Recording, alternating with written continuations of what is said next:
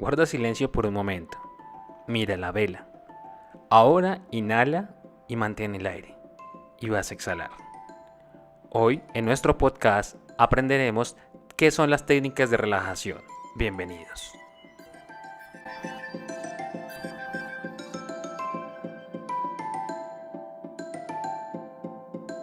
Técnicas de relajación. La relajación es probablemente la técnica más utilizada en las intervenciones psicológicas, siendo un elemento fundamental en algunos procedimientos, como es el caso de la técnica de la sensibilización sistemática que hemos mencionado en nuestros podcasts anteriores. Probablemente también es uno de los procedimientos que tiene aplicabilidad más diversa, siendo muy pocos los problemas y trastornos que no se pueden beneficiar de otra manera u efectos de la misma. La relajación tiene como objetivo reducir el estado de activación fisiológica, facilitando la recuperación de la calma, el equilibrio mental y la sensación de paz interior. Sus efectos, por tanto, no pertenecen solo a una mera dimensión fisiológica, sino que también afectan los procesos emocionales, cognitivos y conductuales. El origen de las técnicas de relajación y respiración se sitúan en la cultura oriental, vinculando a prácticas religiosas como el hinduismo, que pretenden a través de la meditación conseguir la contemplación, la sabiduría, la calma mental y la relajación corporal unidas al control respiratorio. Dentro de la terapia cognitivo-conductual cobran importancia determinantes cuando Wolff entra en la relajación como la respuesta idónea para utilizar la estrategia de contracondicionamiento en sus procesos de sensibilización sistemática. Dentro del ámbito de la terapia cognitivo-conductual son dos los procedimientos estructurados que han cobrado relevancia y tienen mayor aplicación: el entrenamiento relajativo progresivo de Jacobson y el entrenamiento de relajación autógena de Schultz. Al hablar del fundamento teórico, el entrenamiento de relajación es un proceso gradual en reducción de la activación para así afrontar de manera eficaz diversas situaciones. Esta reducción de la activación generalizada del organismo produce amplios y reconocidos beneficios sobre la salud y el equilibrio mental, muchos de ellos mediados a través del equilibrio del sistema nervioso autónomo, también conocido como el NSA, y su control sobre los sistemas automáticos y hormonales del cuerpo, además de cambios significativos que pueden estar medidos por el sistema autónomo. Dentro del sistema autónomo se encuentran sus dos ramas: la rama simpática, que regula funciones de alerta y defensa como la temperatura del cuerpo, el ritmo cardíaco, el ritmo respiratorio, la circulación de la sangre y la tensión de los músculos esqueléticos, entre muchas otras. La rama parasimpática, que regula el funcionamiento de ahorro y reposo, disminuyendo el consumo de oxígeno, reduciendo las funciones fisiológicas de los mismos organismos y sistemas. Por ejemplo, el ritmo cardíaco y respiratorio, el consumo de oxígeno, la presión arterial y los niveles de hormonas de estrés como la cortisona. Adicionalmente, el sistema nervioso puede disminuir su actividad general y mostrar un incremento en algunos de los neurotransmisores, como la serotonina, que modulan la actividad neuronal.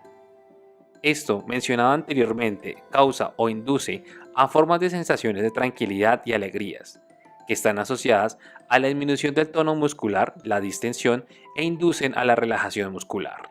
Algunos de los cambios fisiológicos descritos durante los estados de relajación son los siguientes: cambios en el patrón electroencefálico de ritmos beta a alfa, incremento de la circulación sanguínea cerebral, descenso del consumo metabólico de oxígeno, disminución del metabólico basal, relajaciones musculares, vasodilatación de la arteria periférica, regulación del gasto cardíaco en la sangre total circulante por minuto, la disminución de la intensidad y frecuencia del latido cardíaco, la disminución de la presión arterial, cambios respiratorios o disminución en su frecuencia o aumento de profundidad en regulación en el ritmo respiratorio, aumento de la amplitud y capacidad inspiratoria, la disminución de la presión arterial parcial del oxígeno y aumento del dióxido de carbono, el aumento de la serotonina, la disminución de la adrenalina y noradrenalina, la disminución de los índices de colesterol y ácidos grasos en la plasma.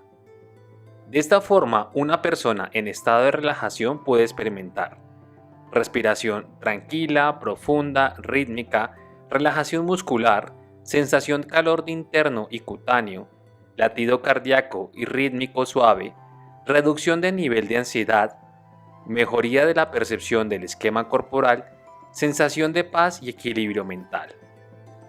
Ahora bien, te voy a hablar de los modelos efectivos de relajación. Las explicaciones acerca de las vías que se ponen en marcha para conseguir los efectos de la relajación son diversos. Existen propuestas muy específicas frente a otras más integradoras que plantean que cualquier estrategia de relajación produce un cambio psicofisiológico global en el organismo. Al hablar de los modelos de efectos específicos, las frecuentes disincronías identificadas entre los distintos sistemas de respuestas cognitivo, conductual y somático han llevado a algunos investigadores a desarrollar modelos de efectos específicos. Por ejemplo, el modelo de Davidson y Schwartz sugieren que la relajación orientada a una determinada modalidad produce efectos solo en esa modalidad.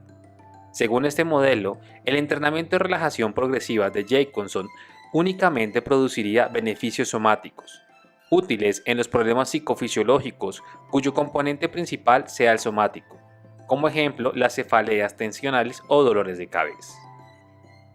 El modelo de respuesta de relajación única. Según este modelo propuesto por Benson, la relajación produciría una respuesta única de desactivación de la rama simpática del sistema nervioso autónomo, que sería responsable de todos los efectos descritos a través de esta técnica. El modelo integrativo. Al modelo integrativo de la respuesta de relajación de Schwartz y Davidson sugieren que la mayor parte de los procedimientos de relajación tienen efectos muy específicos, así como un efecto de reducción de la respuesta ante el estrés, es decir, la respuesta psicofisiológica específica producida por cada una de las técnicas se supondría a un efecto de relajación más generalizado. Por ejemplo, el entrenamiento autógeno tiene efectos específicos sobre las funciones autonómicas que se incluyen en los ejercicios autógenos, ejemplo, la vasodilatación periférica, distensión muscular, pero también produce un efecto generalizado en la desactivación simpática.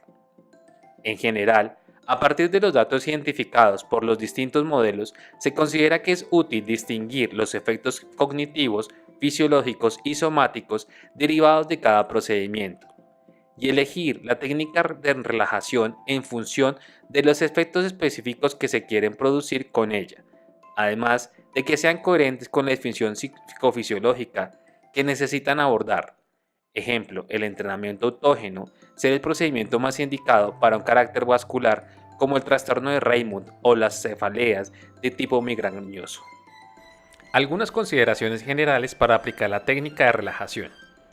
Independiente del tipo de entrenamiento en relajación que se elija, hay una serie de condiciones que son requeridas o aconsejadas para cualquier procedimiento, tales como la ropa, un lugar adecuado, instrucciones claras y precisas por parte del terapeuta, un tono de voz suave y tranquilo y garantía que el paciente no presenta ningún problema importante que desaconseje el entrenamiento o motivación y comprensión por parte del paciente en su utilidad y adecuación de la técnica a su problema.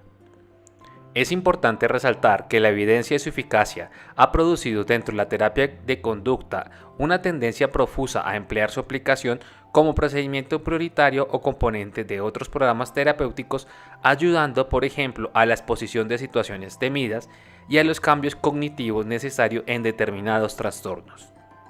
Sin embargo, es preciso señalar que las condiciones básicas que se requieren para su práctica y lo que implica la propia situación de relajación, que es ponerse en contacto con las sensaciones corporales, limitando la estimulación interna. Pueden constituir un contexto cuyo afrontamiento puede no resultar fácil para algunos pacientes que experimentan dificultad al tener que permanecer quietos, notando más intensamente sus sensaciones corporales, siendo especialmente importante el manejo de estas dificultades por parte del terapeuta. En este sentido, algunos trastornos como la hipocondría, la agorafobia o sensaciones físicas de intensidad de ansiedad pueden ser de difícil acceso.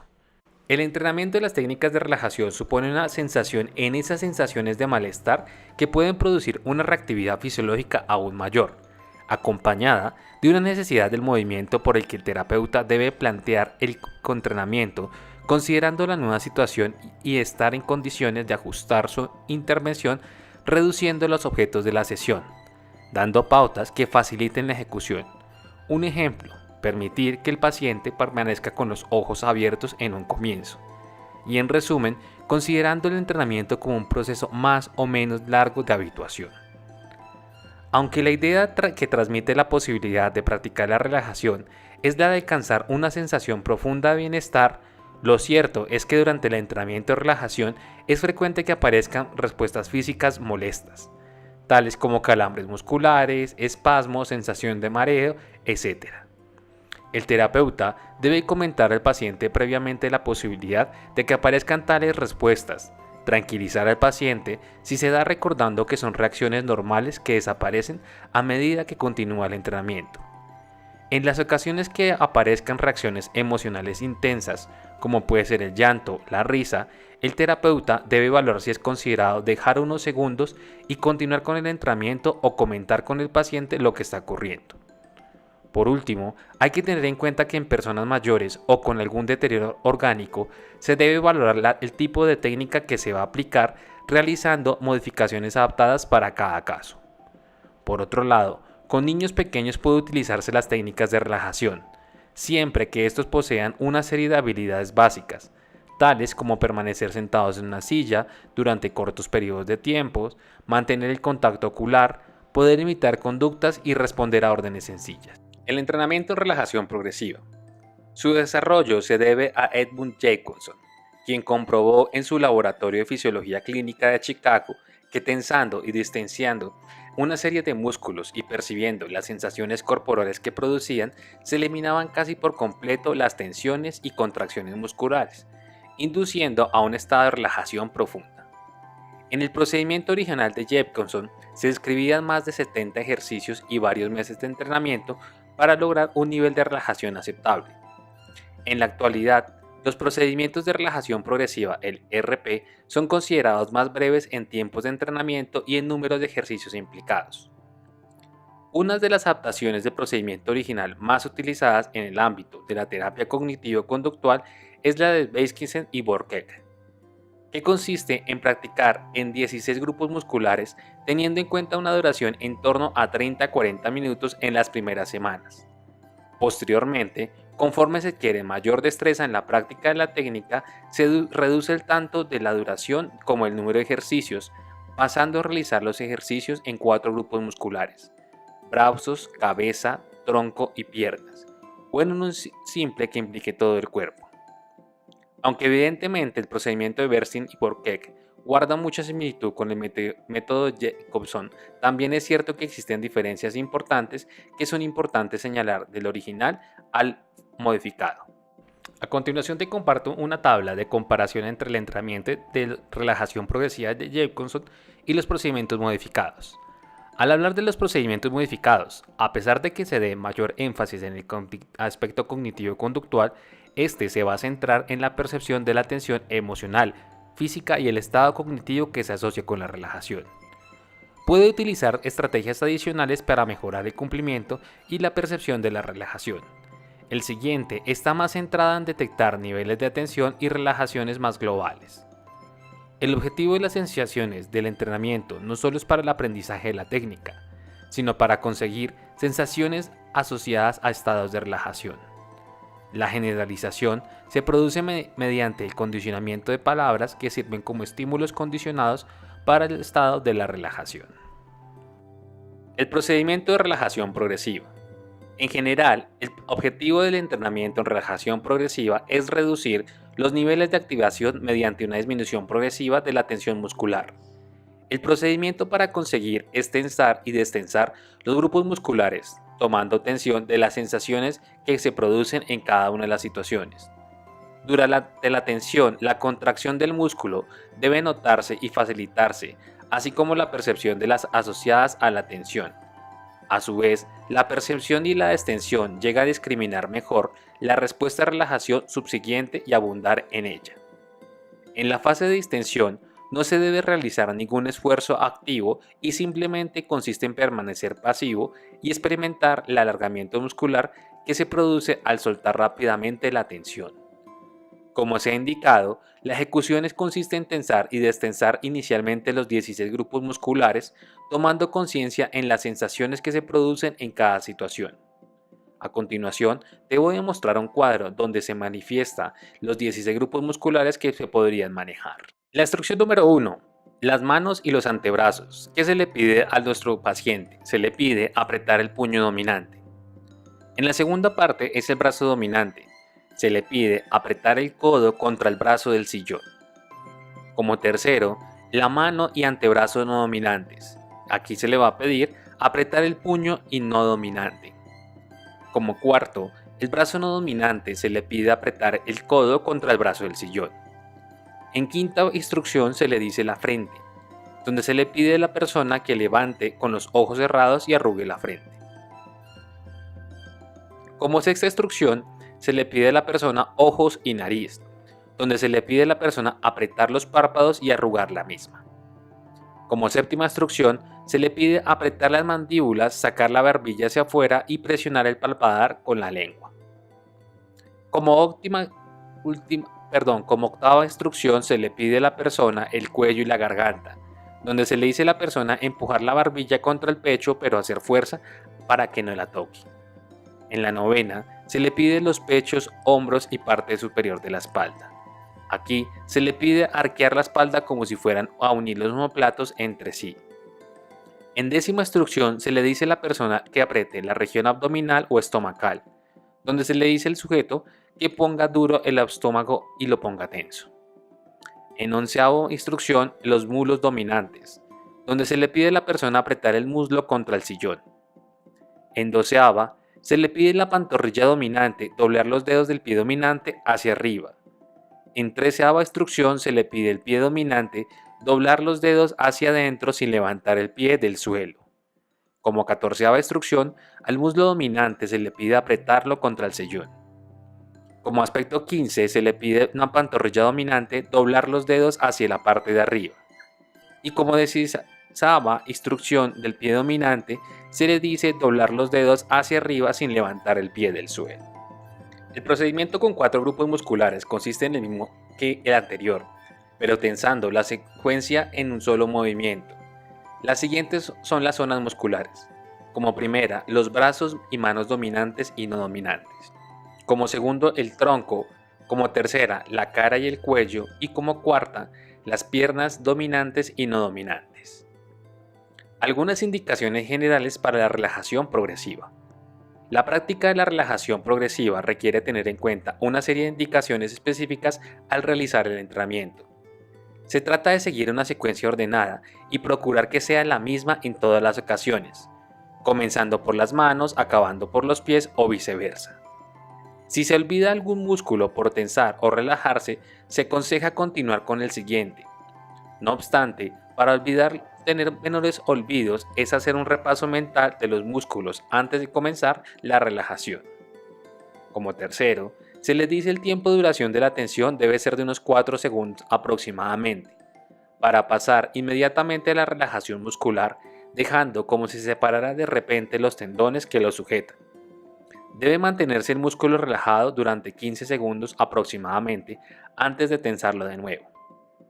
Como quinto, lo que se pretende tensar es el músculo y facilitar la distensión, por lo que no se debe tensar la demasiada fuerza para hacer una contracción o malestar. Como sexto, al relajar debe soltarse el músculo de repente.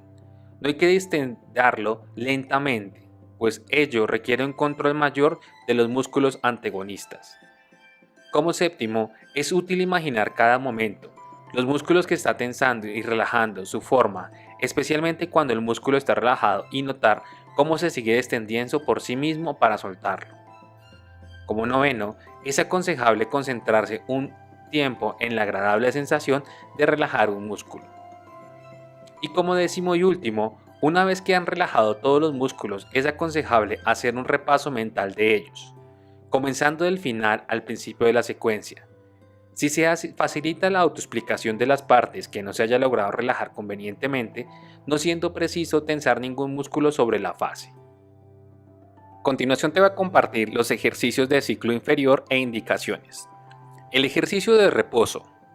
Se le dice a la persona lleva un estado de calma al cuerpo y la mente. Aquí se le suelen emplear frases como estoy tranquilo, mi cuerpo y mi mente lo llegan a estar. Ejercicio de peso. La idea es provocar la sensación en las extremidades y se suele emplear la frase mis brazos y mis piernas están muy pesados. El ejercicio de calor. Se provoca un aumento de la temperatura en las extremidades. Una fórmula típica es mis brazos y mis piernas llegan a estar calientes. En el ejercicio de respiración se produce una inspiración y expiración tranquilas y se emplea la frase mi respiración es tranquila y regular. En el ejercicio para el corazón se pone la concentración en los latidos del corazón y se emplean frases como mi corazón late regularmente. Se dirige la atención en el ejercicio abdominal hacia el plexo solar y aquí se utiliza la frase mi abdomen es una corriente de calor. Y en el último ejercicio de la cabeza se dirige la concentración a la cabeza con frases mi cabeza o mi mente está clara. En el grado superior se tratan los problemas mediante la sugestión hasta lograr sugestionarlos o solucionarlos o al menos mitigarlos. Algunos ejercicios que suelen emplearse son los siguientes. A. Experiencia con los colores. Dirigir la vista al centro de la frente y hacer surgir un color de la imaginación. B. Imaginar en objetos concretos, una vela encendida o una rosa. C. Dar valores abstractos a la esperanza, al amor, al coraje, etc. D. Imaginar que se va por el fondo del mar. O E. Imaginar que se está subiendo a la cima de una montaña. Como F. Imaginarse uno mismo con determinados propósitos. Por ejemplo, voy a afrontar con éxito dicha situación. El requisito para realizar los ejercicios del grado superior es dominar el grado inferior. En esta frase es frecuente vivir en sueños lúcidos, con posteriores recuerdos y permanentes. Tras los habituales ejercicios introductorios de reposo de pesadez, calor, respiración, corazón y abdomen, se mantiene la fase de meditación profunda en el abdomen y se sigue trabajando con la siguiente fórmula. En mi imaginación veo un color y a partir de ese color desarrollo una visión. Algunas indicaciones generales para la práctica del entrenamiento autógeno. Como cualquier otro procedimiento de relajación, la práctica correcta de este tipo de entrenamiento requiere seguir una serie de instrucciones generales para su forma de proceder. Primero, el cliente debe mantener una imagen representativa de la autosugestión, que está indicando y mantener una actitud de observación pasiva de los cambios. Segundo, cada uno de los ejercicios debe ser practicado diariamente y no se ha de introducir un nuevo ejercicio hasta que no domine el anterior. Tercero, cada vez que se avanza con un nuevo ejercicio, se deben repasar y practicar los anteriores. Cuarto, nunca se ha de entrenar los ejercicios de grado superior hasta que no se haya dominado el grado inferior. Quinto, al ingresar al grado superior del entrenamiento, el paciente debe girar los globos oculares hacia arriba, hacia adentro, como si intentase mirar el centro de su frente. Sexto, durante el programa de desarrollo, si se presentan sensaciones físicas como hormigueo excesivo, sensación de calor que resultan molestas, estas pueden ser debilitadas cambiando las fórmulas utilizadas. Un ejemplo, en lugar de un lugar muy caliente se puede emplear la palabra caliente. Y como séptimo, si se presentan pensamientos intrusivos, se le indica al paciente que debe completar el pensamiento y volverse a concentrar en la fórmula. Ahora bien, vamos a hablar de las técnicas de respiración. La respiración es un proceso esencial en la regulación de la actividad metabólica del organismo. Mediante el intercambio de gases durante la respiración se produce tanto el aporte de oxígeno necesario para las funciones celulares como la expulsión de los que se generan en dicha combustión. Se trata de un procedimiento durante las siguientes fases. A. Inspiración. El aire penetra por las fosas nasales y llega a los pulmones a través de los bronquios, hasta llegar a los alveolos donde se difunde en el torrente sanguíneo. B.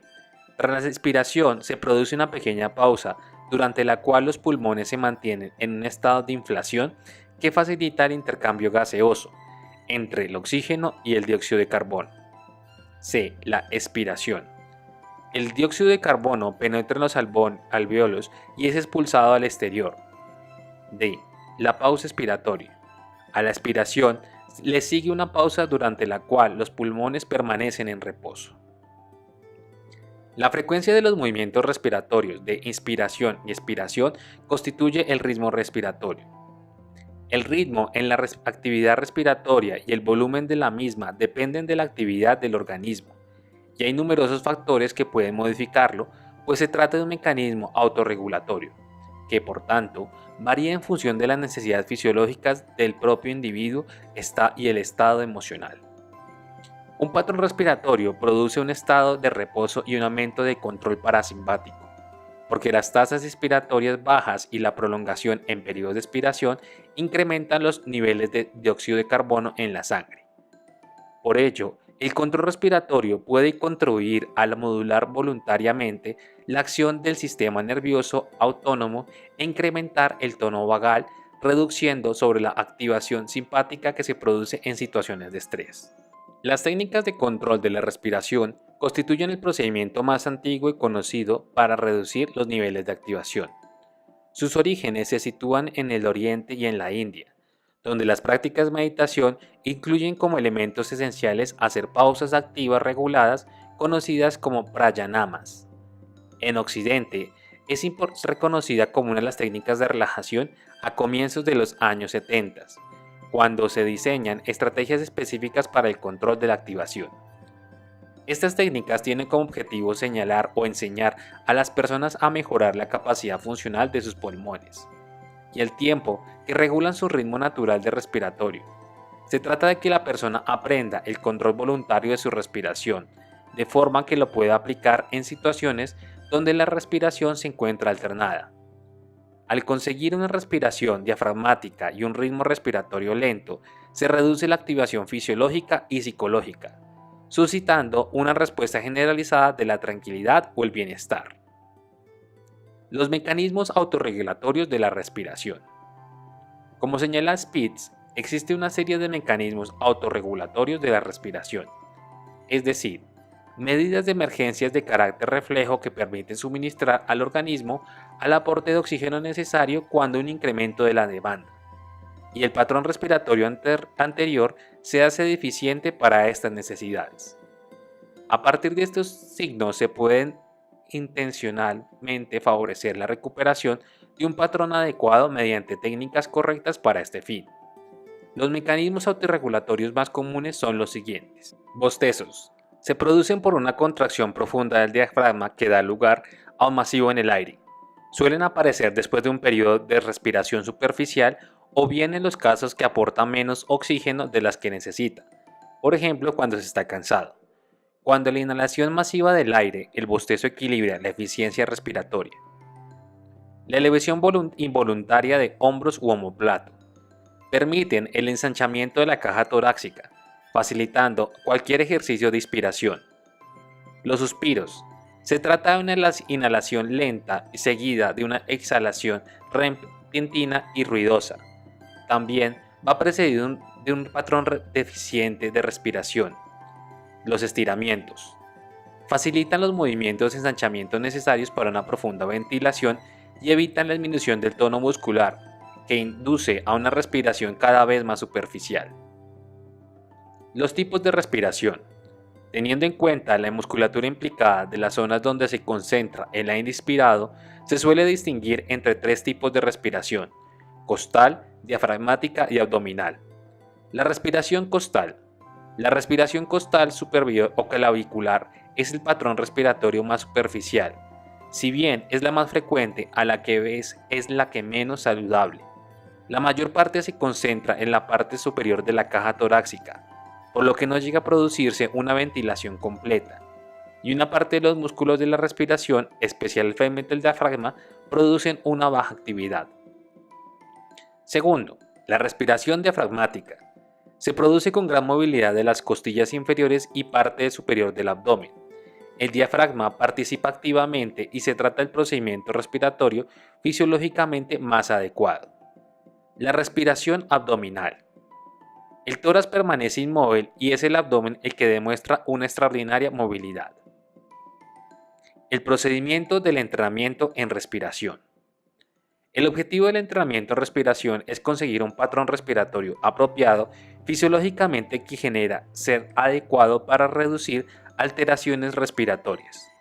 No obstante, el tipo de ejercicios variará en función del objetivo en cada intervención. La inspiración correcta fisiológicamente es vía nasal, caliente y humedece el aire, filtra y elimina las impurezas de gérmenes. De manera que es lo que debemos utilizar en todos los ejercicios de respiración. La aspiración adecuada fisiológica y la recomendable, por tanto, en ejercicios debe ser de orden nasal. De forma previa, al comienzo de los ejercicios es importante evaluar los niveles pulmonares, como el tipo de respiración habitual en diferentes condiciones. Debe determinarse el tipo de respiración habitual en diferentes posiciones, de pie, sentado o tumbado, registrando fundamentalmente los siguientes aspectos: A. Duración de la aspiración e expiración. B. Inspiración nasal u vocal. C. La capacidad respiratoria general. Y D. La fluidez de la respiración. Y E. Los problemas respiratorios específicos. Puesto que la respiración variará en función de las necesidades del organismo, no se puede pretender una respiración estándar para todas las situaciones. En general, los ejercicios consisten en una serie de inspiración y expiración con pausas determinadas, incluyendo modificaciones, como ejemplo, expiración nasal, vocal, inspiración o expiración más o menos lentas, regular o intensa, diferentes posiciones, movimientos de hombros y brazos. La descripción de algunos ejercicios. La respiración profunda. Se trata de un útil ejercicio para la reducción de nivel de activación general. Las indicaciones son las siguientes. Primero, sentarse cómodo y colocar la mano izquierda sobre el abdomen y la derecha sobre la izquierda. Segundo, imaginar una bolsa vacía dentro del abdomen y debajo donde vayan apoyadas las manos. Tercero, comenzar a respirar y notar cómo se va llenando la bolsa de aire y cómo la onda asciende hasta los hombros e inspirar durante 3 a 5 segundos. Cuarto, mantener la respiración y repetirse interiormente: mi cuerpo está relajado. Y como quinto, exhalar el aire despacio, al mismo tiempo que uno se da las indicaciones o sugestiones de la relajación. El entrenamiento mediante este ejercicio consiste en general en realizar 4 o 5 ejercicios de respiración seguidos, repetidos a los ejercicios entre 10 y 15 veces al día, por la mañana, la noche y la tarde, especialmente en situaciones estresantes. La respiración contada consiste en entrenar una respiración diafragmática dirigiendo el aire a la parte inferior de las costillas, y a medida que se inspira se le da la indicación de pensar una palabra, ejemplo, calma, y en otra expirar, que puede ser ejemplo, relax. Se comienza el ejercicio 10 veces seguidas y repetir el ejercicio unas 20 veces. La respiración abdominal. Se trata de entrenar la respiración moviendo únicamente el abdomen e intentando que permanezca inmóvil la musculatura torácica y clavicular. Tercero, la respiración intercostal. En este ejercicio el objetivo es dirigir el aire a la zona media del tórax hacia los costados, favorecer la movilidad de la musculatura de aspectos intercostal y del tórax. La respiración alternada. La respiración concreta de este ejercicio implica: A. Utilizar una posición cómoda y relajada. B. Colocar el dedo pulgar en la ventana nasal derecha y en los dedos anular y medio en la izquierda. C. Ocluir la ventana derecha con el pulgar e inspirar con la izquierda lenta y tranquilamente. D. Separar el pulgar y ocluir con los otros el dedo de la ventana izquierda. E. Expirar por la ventana derecha. Y F. Mantener el aliento en un instante e inspirar por la derecha, manteniendo cerrada la izquierda cuando se desee expirar para hacerse por la izquierda. Algunos ejercicios cotidianos. Además de los ejercicios que ya hemos mencionado, que se practican en las sesiones de entrenamiento, se pueden realizar otros ejercicios respiratorios durante la jornada sin necesidad de incluirlos en sesiones estructuradas, pues además pueden producir una respuesta automática autorregulatoria y permiten aumentar la conciencia de respiración y cambiar pausas perjudiciales.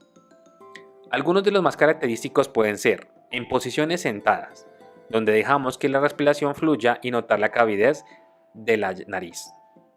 Lo segundo, oler e inspirar olisqueando. Tercero, realizar ejercicios para bostezar, estirarse, abrir la boca, castañar, mover la mandíbula inferior. Como cuarto, realizar ejercicios para suspirar, como por ejemplo la vez que inclinamos el cuerpo hacia adelante sosteniendo el aire. Algunas indicaciones generales para la práctica del entrenamiento en respiración. Las sugerencias que te voy a dar para la práctica correcta de estos procedimientos pueden ser las siguientes. En general, se suele establecer un tipo de relación diafragmático que llene el aire en la parte inferior, media y superior de los pulmones. B. El flujo de aire durante la respiración suele ser el siguiente.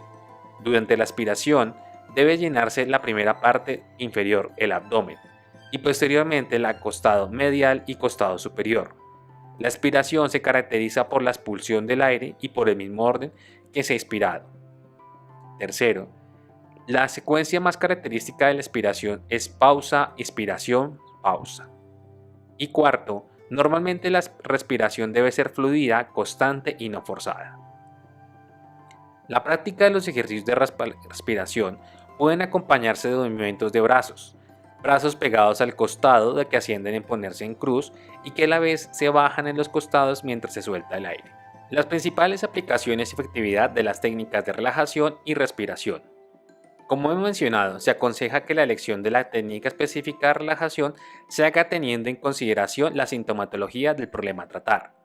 Los ejercicios de entrenamiento autógeno implican una mayor respuesta al sistema autónomo, de tal forma que este procedimiento se considera especialmente indicado para los problemas que conllevan una desregulación autonómica. El entrenamiento autógeno ayuda a disminuir la frecuencia cardíaca en sujetos con ansiedad y especialmente es útil en el entrenamiento de migrañas. Asimismo, el entrenamiento respirar produce también efectos de desactivación autonómica y activación parasimpática relevantes, siendo una excelente opinión en el tratamiento de trastornos con un gran componente autonómico, como los cardiovasculares, y sería más una opción en los casos de trastornos de pánico con componente respiratorio. En algunas formas, los ataques de pánico se pueden producir con hiperventilación, debido al aumento de ventilación y la disminución del dióxido de carbono en relación a los niveles de oxígeno circulante. Uno de los procedimientos que más se ha demostrado eficaces es en la reducción de estas crisis de angustia, en la retención de respiración, la cual produce una disminución en la ventilación y reducción de la ansiedad. Las técnicas de relajación o de respiración suelen ser, además, las técnicas en elección en aquellos pacientes para los que las técnicas de relajación muscular tienen dificultades, bien por no tolerar la situación de entrenamiento o por la lentitud de la misma. Por su parte, la relajación muscular tiene un mayor efecto sobre los síntomas somáticos, siendo una mejor opción en el caso de cefaleas tensionales y todos aquellos problemas relacionados con el sistema muscular. En el tratamiento de la ansiedad generalizada, se ha mostrado útil combinada con otras técnicas. En las fobias específicas, su práctica ayuda al exponer al sujeto a las situaciones temidas y en la fobia social se ha mostrado utilidad especialmente en pacientes con gran reactividad fisiológica. En trastornos por abusos de sustancias se ha demostrado su eficacia combinada con otras técnicas en personas muy ansiosas y en aquellas que específicamente consumen sustancias para reducir sus síntomas de ansiedad. Además del entrenamiento en relajación progresiva, se ha progresado en el entrenamiento de los problemas fisiológicos, tales como el insomnio, los trastornos relacionados con el sistema cardiovascular, procesos de dolor, enfermedades crónicas como la diabetes, asmáticos con precipitantes emocionales y el manejo de vómitos anticipatorios a las condiciones de quimioterapia. En todos estos trastornos se ha demostrado eficaz para reducir los síntomas y para reducir la potencia de los fármacos. En el caso de los niños, ha mostrado su utilidad sobre todo en el tratamiento de hiperactividad y en la mejora del aprendizaje y rendimiento académico. Como último, te voy a hablar de los problemas asociados con la relajación. Aunque los beneficios de la relajación pueden ser muy amplios, la práctica de estos procedimientos pueden tener algunos efectos secundarios negativos que es necesario tener en cuenta. Por ejemplo, no es infrecuente que pacientes con diagnóstico de ansiedad generalizada incrementen en vez de disminuir. Su nivel de tensión durante la relajación ha encontrado una experiencia imprevista y muy estresante. Anteriormente, como te he mencionado, algunos efectos adversos de la relajación, como mareos, sensaciones molestas, sensaciones de pérdida de control de pánico. A continuación, te hablaré de las dos consecuencias más adversas que se han mostrado desde la investigación. Las descargas autógenas. Las descargas autógenas se considera especialmente en experiencias físicas y emocionales, que incluyen dolor, ansiedad, palpitaciones, calambres musculares o llorar. Estos episodios pueden no ser contraterapéuticos, pero pueden llegar al individuo o abandonar el entrenamiento e incluso el tratamiento. En algunos casos, el entrenamiento autógeno puede inducir incrementos de presión arterial que pueden resultar peligrosos en el caso de pacientes hipertensos. En este caso, debe haber una monitorización psicofisiológica del entrenamiento de relajación que nos mantenga informados de los cambios fisiológicos que se estén produciendo. La ansiedad inducida durante la relajación. La posibilidad de que se produzca el incremento de los niveles de ansiedad durante la relajación es un hecho conocido. Este efecto se ha relacionado más con la práctica de la meditación que con procedimientos de relajación progresiva. En general, las descargas autógenas y la ansiedad inducida por la relajación son más frecuentes durante el entrenamiento autógeno y la meditación que con la práctica progresiva. Pocos pacientes manifiestan un aumento de ansiedad con la práctica de la respiración hecha en la técnica.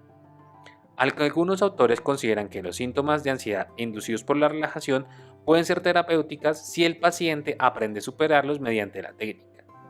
Hay datos que permiten considerar esta respuesta como un predictor de pobres resultados terapéuticos.